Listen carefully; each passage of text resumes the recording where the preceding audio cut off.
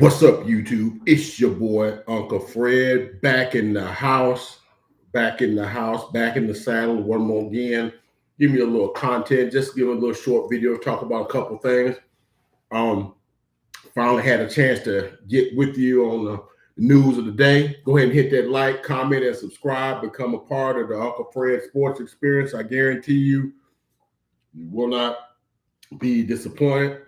But anyway, look, it was known after the end of the 2021 regular season with the New Orleans Saints that all was not well with the organization, with the Bensons, Mickey Loomis, and the organization with all what's going on. And, and there was some talk that, we don't, that Sean Payton might do this, or he wasn't sure what his direction was as it relates to the going forward. So just listen. Here's the comments coming from Gail Benson just about 3 days ago, and just listen to how nonchalantly she says this. Just listen to this. I hope you can hear this.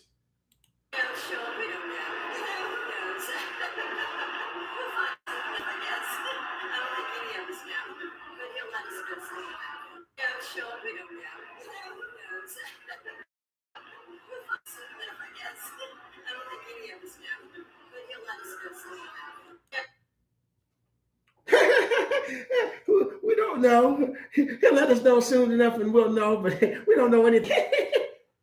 Okay.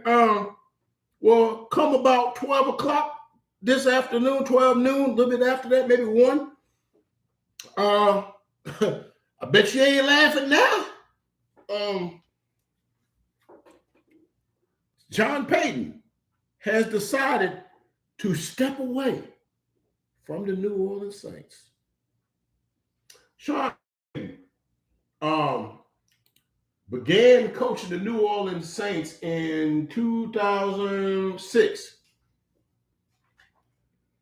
and has coached there all the way through this past year, totaling 15 seasons, but it's really 16 seasons.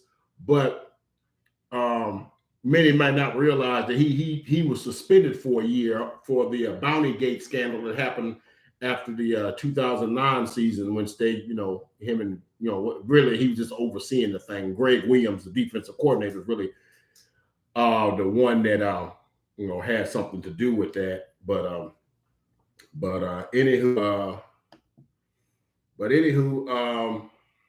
so yeah, that's that. So many might not know that Sean Payton worked with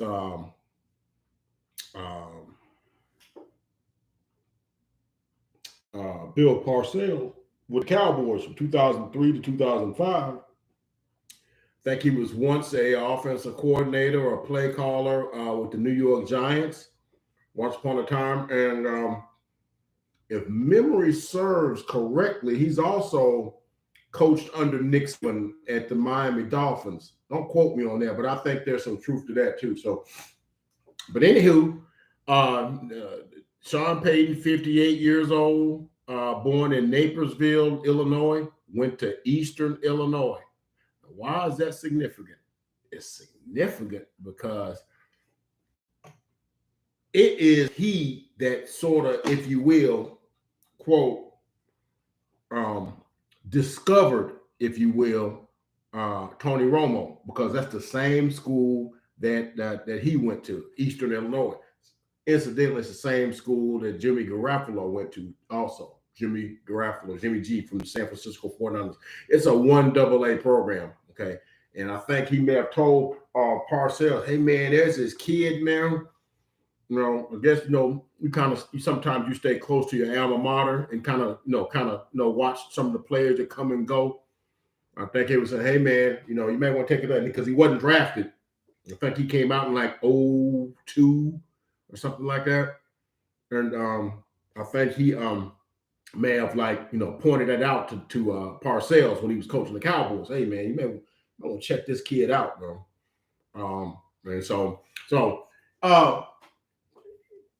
Sean Payton had a 152-89 record. Took over the Saints in 2006. Promptly went 10-6. We'll get to that. Then he went 7-9, 8-8, 13-3. That's the year they went like 11-0. The year they won the Super Bowl too, 2009. Then he goes 11-5 and 13-3, and then it skips down to 2013 because he was 12. Okay. 13 he went 11-5, 7-9, 7-9, 7-9. So he had back-to-back 7-9 seasons, kind of Jason Garrett-esque, don't you think? And then he righted the ship and went 11-5, 13-3, 13-3, 12-4, and then his last year 9-8. Now I might add this last season might be his best coaching job, okay? Because he didn't have no Drew Brees to coach, a smart coach on the field kind of quarterback that pretty much sees the game the way that he sees it. So, so then he had to coach Jameis Winston, who we know Jameis Winston is talented but kind of undisciplined, sort of not nonchalant, kind of the only way you can describe a guy that throws 31 interceptions. 30 or 31. I think he had 33 touchdowns, 31 interceptions, or something like that. Over 5,000 yards. So it was a project of his, possibly to, I think I can groom him. And so, but Jameis Winston went down in like game 6 or game 7. And so you're left with Taysom Hill, who's a gadget guy, and Trevor Siemian, who's like a ne'er-do-well. The Broncos gave up on him, and he kind of, he just kind of, a guy, a mirror fogger, So, anyhow, but even with that, because we played the Saints, I don't know, the game after Thanksgiving, about a week or two after Thanksgiving, and Taysom Hill threw 4 interceptions, but through Sean Payton's craftiness, his game planning, his, managing of things and, formations and this sorts of thing. And sometimes a good coach can cover up a bad team, Even with all that, and then you really got nobody playing quarterback. Michael Thomas is not playing. You got Marquise Goodlow and some other things. Kamara kind of came and went, and Mark Ingram kind of came and went. And, you had, and if it had not been for the 49ers coming back on the Rams in that final game of the regular season, Sean Payton would have had that team in the playoffs. So it would have been them, and the 49ers wouldn't have gotten there. So that's interesting. So anyway, like I said, 152, 89 in 15 years, that's roughly 10-6. That'll work. 9-8 in the playoffs. Not too bad. And he got a Super Bowl ring. He got one of them things on his finger. So, and it's been rumored that, well, he's going to end up in Dallas because, I've listened to all the sports, the prognosticators. He got a house in Dallas. He coached in Dallas, and he's always had a fondness for the Jones family. Okay, if you say so. Now, I do know, he have a house in Dallas, and he did work for the Cowboys once upon a time. Matter of fact, like I said, he had worked for the Giants for a minute, and then he was with the Cowboys on Parcells' staff, and actually he was the offensive coordinator, and it was he that is really responsible for grooming Tony Romo.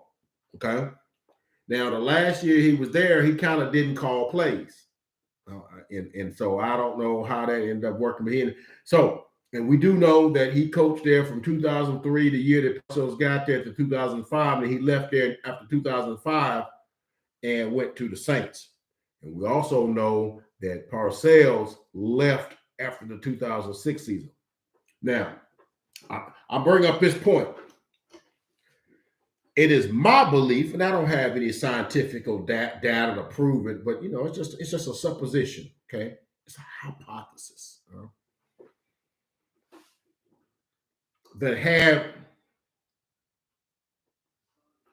Sean Payton known that Parcells was going to leave after that next year, I think he stays, and I think he takes that job. And I think what I know about Sean Payton, may have had a Super Bowl or made a nice run, because like I said, he had a good rapport with Tony Romo. Okay, but instead he leaves. Parcells leaves the next year, and then we know that they pulled in Wade Phillips. Okay, so you know how that goes. So, anywho, and the reason I say that, and maybe Parcells wasn't gonna say, yeah, I'm gonna leave after this year and then groom the next guy, because he did Bill Belichick the same way. Because I think when he was coaching, I want to say when he was coaching the Patriots, maybe in the late 90s, that he probably could have told Bill that he was and same thing and when he was up until 1991. Bill's not one of those types that lets his underlings know he's doing. I don't know, maybe he think they may sabotage him or whatever the case might be, but case was when he was with the Giants, Belichick and all of, and I was to I think it was the Bill and Bills. It's a 30 for 30.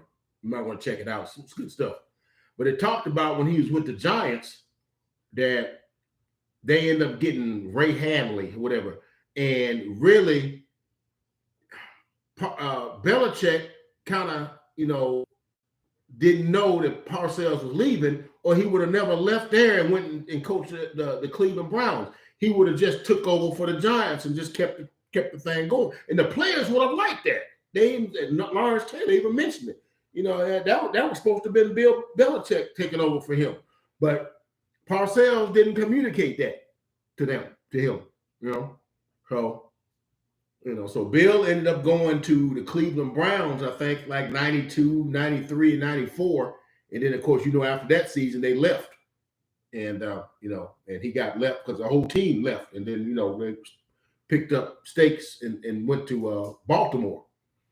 And Cleveland didn't have a team for a couple of years. But, so anyhow, so it's not out of the realm of possibility that Parcells wasn't going to let Sean Payton know, or anybody know, he was planning on leaving after that year. Because I guarantee you, had Sean Payton knew that Parcells was leaving that following season, the year after he left, that he would have just stayed on and just, because I feel like, because nobody knew that Drew Brees is going to be Drew Brees. Okay? You're lying if you thought that when he left San Diego and came to, because nobody even thought that his shoulder was going to be right. So I'm kind of digressing here, but anyway, so what does it mean for the Cowboys now? Okay, because they've been linked together. Now, it has been my thoughts that with the success, that's up for debate. Because some people are like, well, he that successful. Only won one Super Bowl, and you had a Hall of Fame quarterback. Okay, people act like it's what the Patriots did in New England, like everybody should be able to do that, just win multiple Super Bowls. But the league really ain't set up for that. This league is set up for everybody to go 9-7 or 9-8 to 10-7. It's kind of set up that way. The salary cap and all the things are set up for everybody for nobody to dominate, to keep everybody right in the middle. That's kind of that's kind of a socialist kind of thing, if you ask me. But it's kind of set up that way. So, but he had some pretty good seasons here. He had like at least 3 13-3 seasons. 1 12-4 season.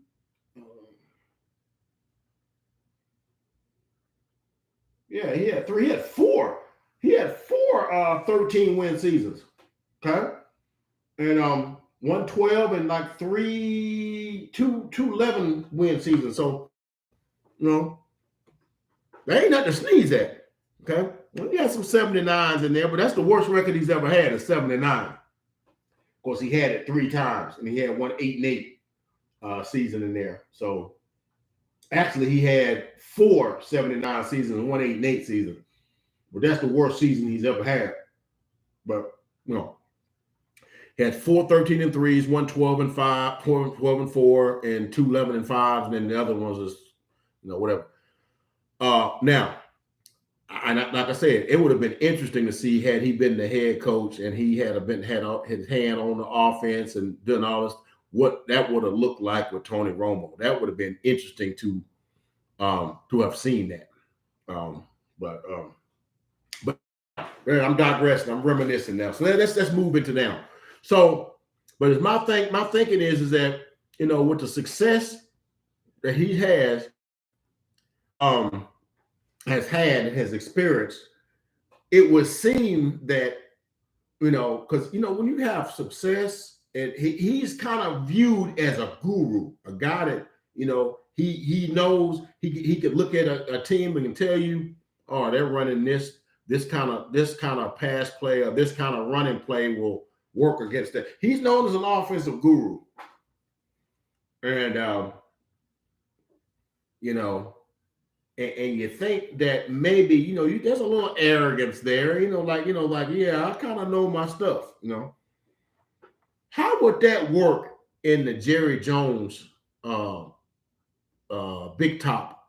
Because it's like a circus. How would that work? Where coach, you just fall in line, you don't stand out. You just kind of fall in line, kind of blend into the woodworks. Kind of like this pastel wall paint. You know, it's not no vivid oranges or reds or bright blues or nothing. No, pastel, just kind of blend into the woodwork. You know, you're not the cause of everything. You're just you're just a cog in the system. That's just my take. Okay. So I don't know, when you've been, you know, looked at as a mastermind of an organization and whatnot, and kind of running your organization the way he's had the opportunity to do it at the New Orleans Saints, can you kind of fall back and just be a cog in the system? And who knows? Maybe Jerry looked at life and said, man, I'm 70, 79, almost 80. I don't know how many more cracks in this thing I got.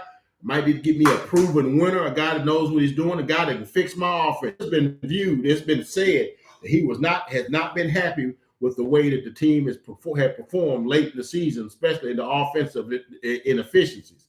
A lot of that ire was directed at Kellen Moore, and a lot of that was at Mike McCarthy, who doesn't call plays, but you know, we do know he's supposedly an offensive mind, because he called plays when he was in Green Bay. So now, something you should know. Now, just because Sean Payton stepped away, don't mean he's clear and free and clean. Okay, because we know that he is still under contract with the Saints through, I think, the 2024 season. And because of that, now I know Jerry would love to just run and get him, because he's so mad right now. He got, you know, he's biting on copper right now. He's so mad. Okay. He could bite the head off of a nail right now if he could. You know, that's how mad he is, you know. But and it was said that, you know, Stephen Jones said, like, he's definitely sure that Mike McCarthy is coming back, and nobody's heard what Will McClay said. He's a vice president also, but Jerry's kind of been non-committal, you know, because he basically said, you know, he didn't like, you know, what happened. I also think that he didn't like the press conference that Mike McCarthy put on, because it kind of didn't put it in a good light, because he mentioned something about, you know, players were nervous. Really, if you thought the players was nervous, Mike, you probably, especially since you lost, probably shouldn't have even mentioned that, you know. Yeah, if you won, then you could come back and say, man, I was nervous as I don't know what, man, coming into this game. But luckily they found a way to get it, Just like the game this weekend with the Bengals and the Titans. The Bengals got down to like the 32-yard line and kicked the field goal. And it's believed that McPherson was talking to when they set it up and called a timeout. He came over to Burrow and said, well, looks like we getting ready to go to the AFC Championship game. Of course, Burrow mentioned that afterwards in the press conference that he had said that. Now, had he missed that kick, I guarantee he wouldn't have said, well, yeah, McPherson came over and said, yeah, man, we're getting ready to go to the AFC Championship game. Get ready for that. Now, when you win, you can say all the things that you messed up at and stuff like that, things that but you don't mention it when you lose. You just lose and then go on about your business, man. And then, putting Kellen Moore under the bus, So it's a lot of things that Mike doesn't do that doesn't look as well, that as it should.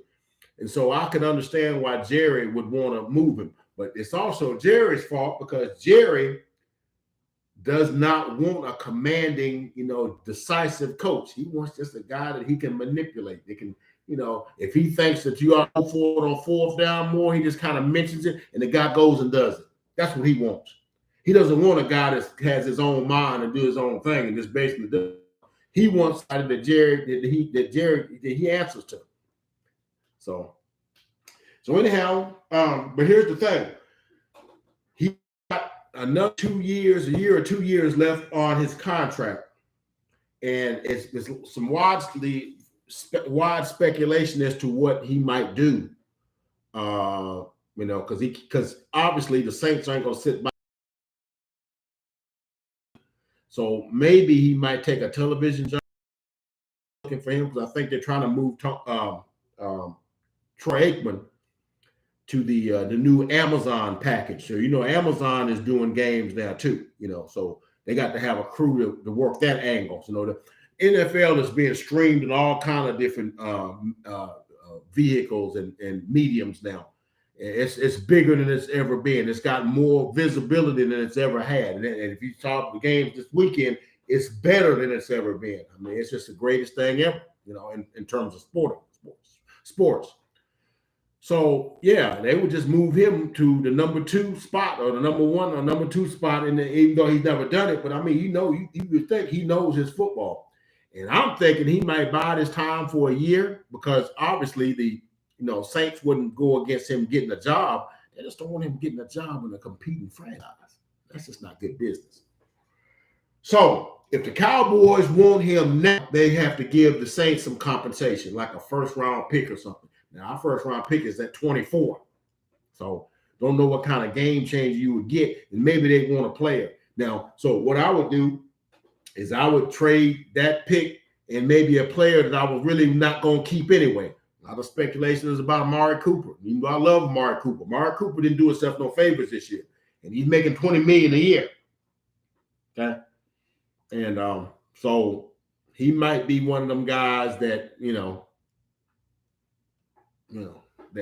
So I don't know. This is all me brainstorming here, but yeah, they'd have to give him because back in 2002, the Raiders gave I think the Buccaneers either 2 number 1s or 1 and a 2 for John Gruden. And he promptly came in and won them a Super Bowl. Well, if Sean Payton could repeat or duplicate the same success, you think Jerry wouldn't roll the dice and say, okay, I'll give you a first-round draft pick if you can get me a Super Bowl in the next couple of years? He would do it. He would do it in a heartbeat. Okay. But Jerry's gonna have to understand, in order to get a guy like Sean Payton, you're gonna have to acquiesce some of this dog and pony show that you insist on having, because I don't think Sean Payton is about the circus. Okay. So we just kind of keep our eyes on that and kind of see what goes on with that. Already talking about the Cowboys, and I know we're gonna talk about some other things. The Cowboys, got some coaching things going on, and it's a rumor that Mike McCarthy wouldn't back. Now I'm thinking that Jerry might use Sean Payton's being, quote, sort of available as an opportunity to apply pressure on Mike McCarthy and Kellen Moore, because Kellen Moore is an offensive coordinator, and Mike McCarthy is an offensive guy, and hey, well, I mean, you guys can't do that, whatever, we know what, we just don't worry about it. We're good. In the back of their minds, man, he's gonna call Sean Payton. He's gonna try to work out something next year. So, you see, it kind of works on a timeline, because Sean Payton wouldn't be available until, I think, after next year. Mike McCarthy probably get this next year, to kind of to prove himself, to see that last year was kind of an anomaly with the penalties and all this other stuff. Jerry wasn't really enamored with Kellen Moore's game planning and stuff like that. And then so Kellen Moore also, due to some sources I heard from today, is not going to get one of these head coaching jobs. He's interviewed with Denver, Minnesota, Miami, and Jacksonville, and it is believed that he's not going to get any of those jobs. So the thinking is that he'll be ready for a head coaching job, or maybe next year. So both of them will kind of be on 1 year prove it deals, if you see what I'm saying. And if they don't prove it, Jerry's like, look, I got my ram over here in the bush with Sean Payton, and but the thing is, now if Sean Payton get too comfortable with that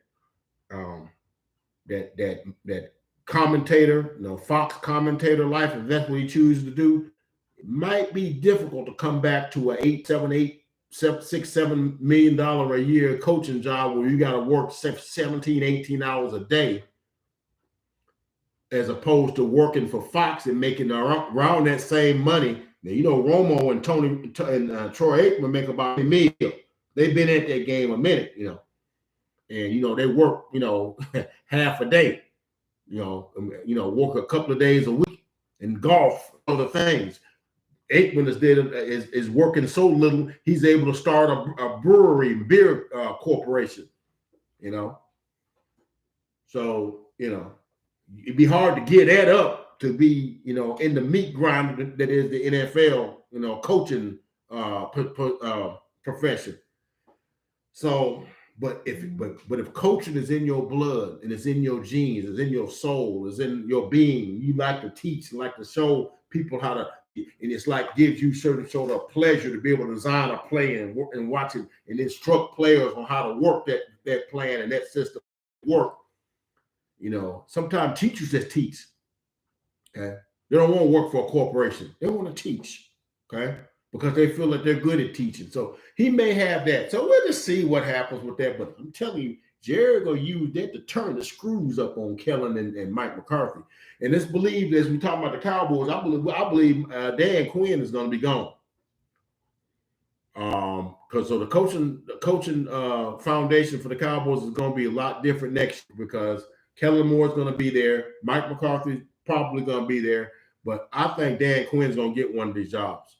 And if I had my pick, or my, I think it's probably going to be the Denver Broncos. If it's not the Broncos, maybe Minnesota.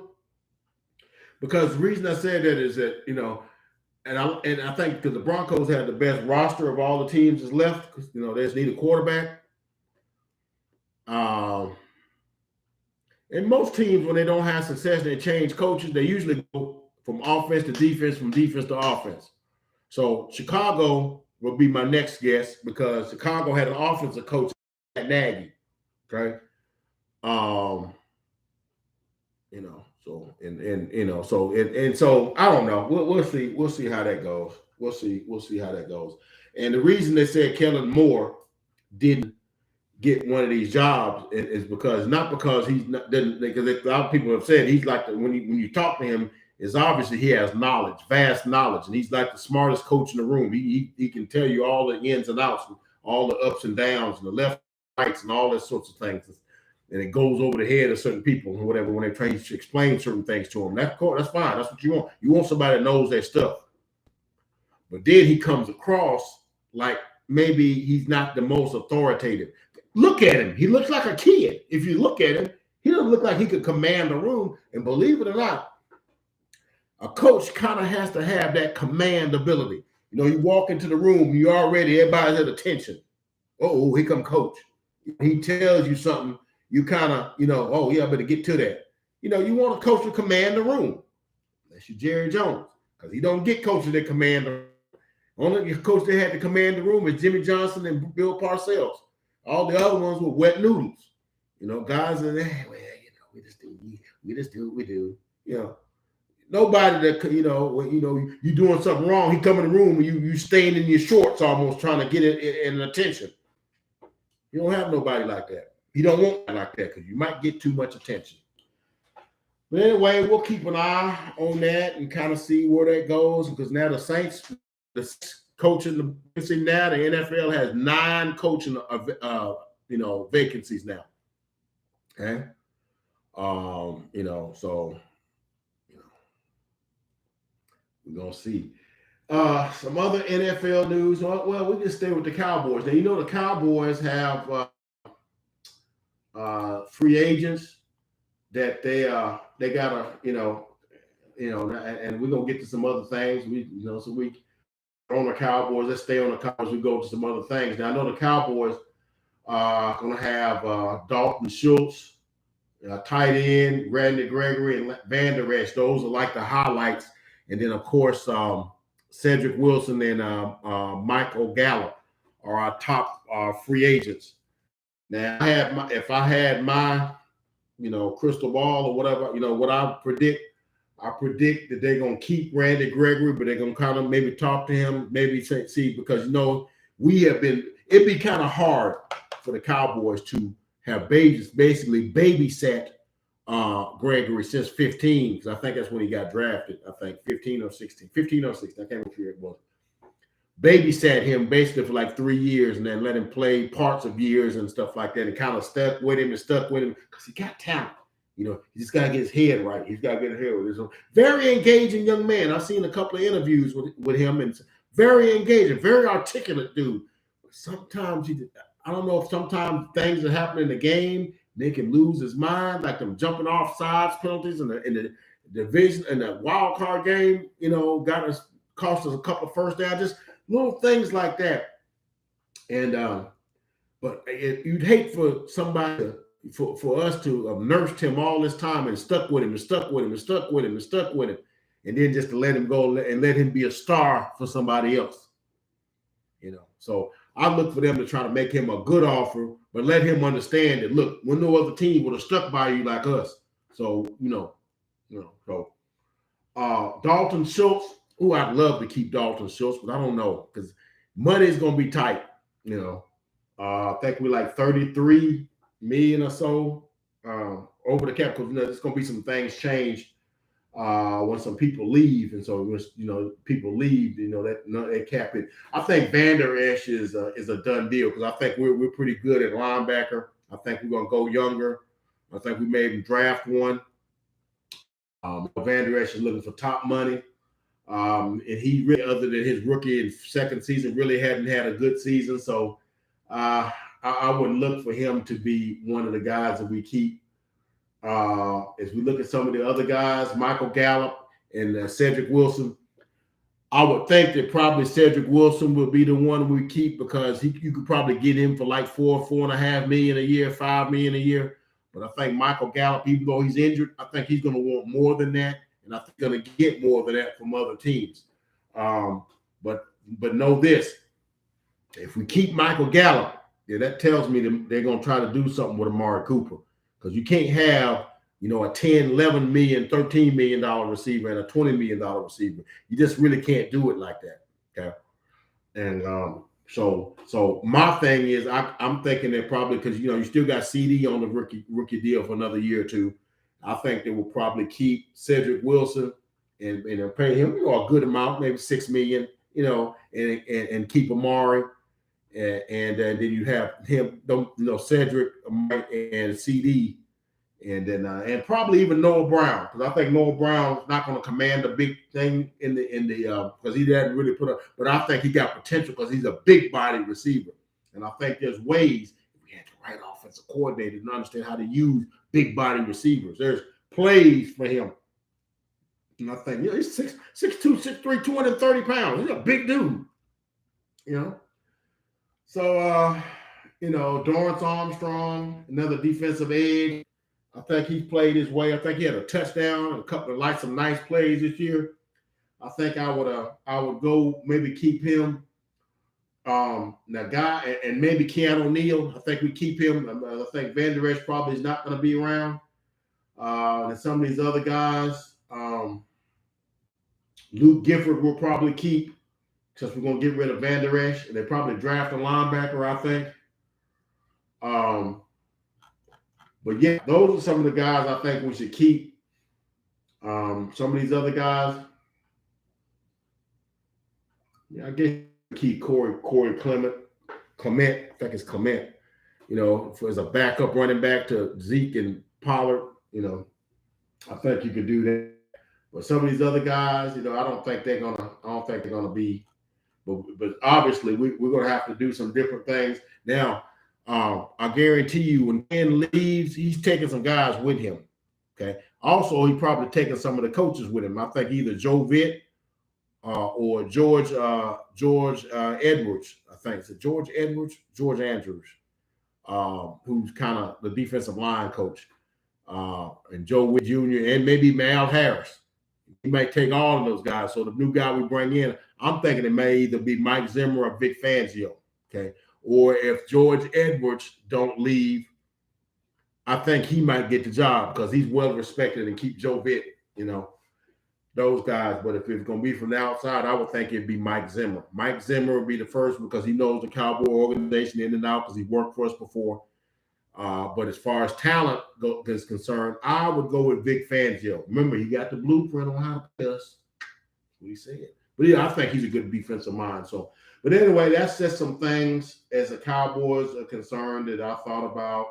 But I think Curse, KZ, I think they if Quinn leaves, I think they go with him because those are guys that he had.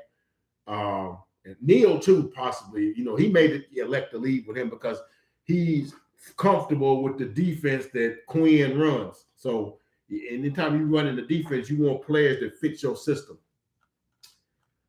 So let's look at some other things, and we get ready in this video. I'm going to shut this video down. I just wanted to talk to you guys about some things we saw today. We know it's a Black Monday, Black Tuesday for a lot of teams.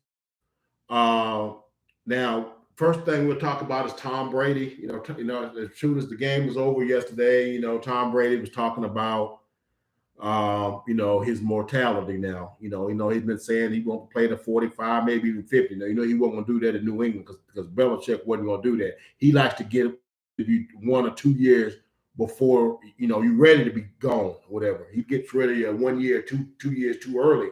You ain't finna play here and be a senior citizen playing for me.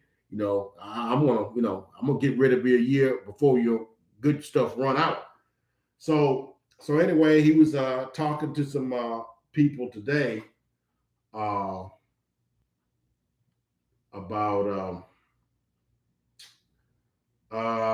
just talking about that he he feels good, but he feels like that he has not, just think about it now. Most quarterbacks, when they retire, they're like in their mid to late 30s. He's in his mid 40s. He'll be 45 if he is on the roster before the time the training camp starts. He'll be 45 years old. And he's got somewhat small kids. And so, at some point, a lot of guys, when they retire, they're still relatively men, and they can still, their kids are still like 12, 9, 10, 11, 12 years old. They can go and do their thing, be at their games, do these things, spend more time with them. But Brady is 44. And if you keep playing, he's like, now I want to be a great player, but I want to be the kind of parent. My kids, I think he's got 2 kids. I think he got 2 sons and a daughter. You know, because I know he's got one by another woman that he was with, Michelle Moynihan, before he married Giselle. So he's got another kid that's probably close to being grown now. But yeah, young kids. I think the oldest one looks, from the looks of it, you know, he looks like he's maybe 12, and he's got like probably a 10 and an 8 somewhere in there. And you know, they want dad at home. They want their dad because, you know, the football life, you know, he's away 6, 7, 8 months out the year, and you know, really you can't talk to him. And he said he want to be a husband, and Giselle, you know, that she deserves to have. So it's a lot of questions he's gonna have to answer. And just let's face it, the Buccaneers aren't going to be the same next year. You know, they all kind of bought into this year to bring everybody back, and you know, it worked to a good degree. It did work pretty good, but then the injury bug happened. And see, the injury bug, you know, they kind of dodged it last year, man. You asking a little too much to go 2-3 years with no significant injury. So this year they got hit big time. You know, guys on the offensive line, you know, with Marpet and what's the guy's name? Tristan Wirfs, him, and then, you know, Fournette and Ronald Jones, you know, in and out, and, you know, on the defense, the Sean Murphy Bunting, Mel Dean, all those guys. Vita Vea's been hurt. Vontae David's been hurt. All these guys, I mean, and they've been in and out mass unit. Chris Godwin, Michael Evans, they all been hurt different times. And AB flew the coop. So this year kind of been you know, and so a lot of these guys not going to be back next year. They took like a little hometown deals to come back and run it back. And Brady knows if he don't have certain people that come back, now he's not going to be here for a 7-9 or 10-7 season. He don't want that. He wants to be playing Super Bowls. And said he wants to be walking off with this confetti, you know, like Peyton Manning did and like John Elway did. It's amazing that John Elway and Peyton Manning did it for the same organization, for the Denver Broncos, win it and just walk off into the sunset. He said he'd like to be doing. He didn't like it to see his career to end at the end of a division game that they were supposed to win. They were favored by 3, but yeah, he really talked about retiring for once, because usually I'm gonna play until I can't play no more. But now, you know, since the season ended how it ended, and then looking at what he's gonna have coming back next year, you know, I don't know, bro. I don't know. I think he might retire, but let's just see. And I think it's going to depend on who they bring back and that sort of thing. But it's just interesting stuff, man. Interesting stuff. And then the other quarterback that kind of ended prematurely, Aaron Rodgers. And of course, Aaron Rodgers goes on the Pat McAfee show, and you know, which, you know, he talks about, you know, he wants to make a decision. He's not going to do like, you know, he didn't mention his name. I know he talking about, I'm going to be stringing along and stuff. He's talking about Brett Favre, because we know Brett Favre did, you know, he did him coming back out. Now I don't want to. He just didn't want that training camp. He felt like, man, I can do a training camp. I can teach a training camp. I don't need training camp. I've been playing 17, 18 years. Nothing I learned in training camp I don't already know. So really wasn't no need for him to go to training camp. But, you know, but Aaron Rodgers, look, man, I know a lot of y'all think I beat up on Aaron Rodgers. And I mean, I just say, but I just think Aaron Rodgers is like, he just loves attention. He likes to, well, you know, I just might retire. I mean, I don't know. You know, I think he likes to do that. He kind of whiny to me, you know. I know he said he didn't want that loss to be a part of it. He didn't want to be a part of a rebuild. Now, the Green Bay roster is about to be $40 million over the cap, and I think his cap hit is like $46 million. Yeah. And so that means they're not going to be able to retain guys like Devontae Adams and other guys and stuff like that. So it's going to be interesting what they do with him and what he does and what he's, you know, because I know that loss that they got this past 2 days ago had to sting. And I'm just going to say, man, Aaron Rodgers really hadn't, you know, And I mean, I'm not going to say the guy's career is a failure because I think he's one of the best quarterbacks I've ever seen. But man, his flameouts in the playoffs, man, are just legendary almost. So it's like, man, good as you are, you have one Super Bowl and like not even another appearance. Hell, even Peyton Manning got to 2 more and lost them, you know. So I mean, he got to that first one in 6 and he came right back in 9 and went and lost, you know, because he threw a pick 6. You know, they could have won that one. They could have very easily won that one. You know, of course, he went back in 13 and lost, and came back in 15 and won it. So went to 4. You know, that's so. I mean, he was looked at as one that was an underachiever because, you know, he was a can't miss #1 pick. And it was several years into his career. He came in the league in 98. Yeah. And then they went to the playoffs in 99. And in 98, they went 3-13. 99, they went 13-3, but they lost their first playoff game. And then they went back in 2000, they lost to the Miami Dolphins. And in 2001, they lost to the Jets. You know, when they got Tony Dungy. They lost to the Jets, like 41-7 or something like that. And I think he won his first playoff game in 2002, maybe. So he'd been in the league like 5 years before he won his first playoff game. So yeah, but then he kept going back and then finally got to the Super Bowl in 06 and then went back in 09, you know. So he kind of did. But at the end, I think he was 15-13 in the playoffs, 500. That's, you know, that's all right. But Aaron Rodgers is 7-9. So, anywho, so anyway, he says here, quoting what he said on Pat McAfee, and I'm quoting here, I understand that my decision does impact a number of other people, and I want to be very sensitive to that. I'll definitely make a decision sooner than later. You know, so that's basically, that's what he was saying, basically.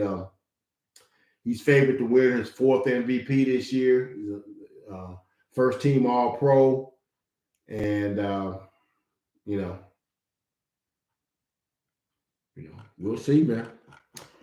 But anyway, that's all I got from the desk of Uncle Fred today. Kind of like my weekly, you know, everything video. But that's all I got. You know, Sean Payton steps away. Coaching searches, coaching carousel. You know, it's like, you know, musical chairs. Where they end up, nobody knows. You know, it's moving around. What does it mean to Terry? What does that mean to the Cowboys? What does it mean to other teams? Could he pick another team other than the Cowboys? Could he go into broadcasting and stay? You know, it's just a thing, you know. It's just things I thought y'all would like to know. But anyway, that's all I got for today. Y'all like, comment, and subscribe and become a part of the Uncle Fred Sports Experience. I guarantee you will not be disappointed. You guys be good. Catch you guys on the next video.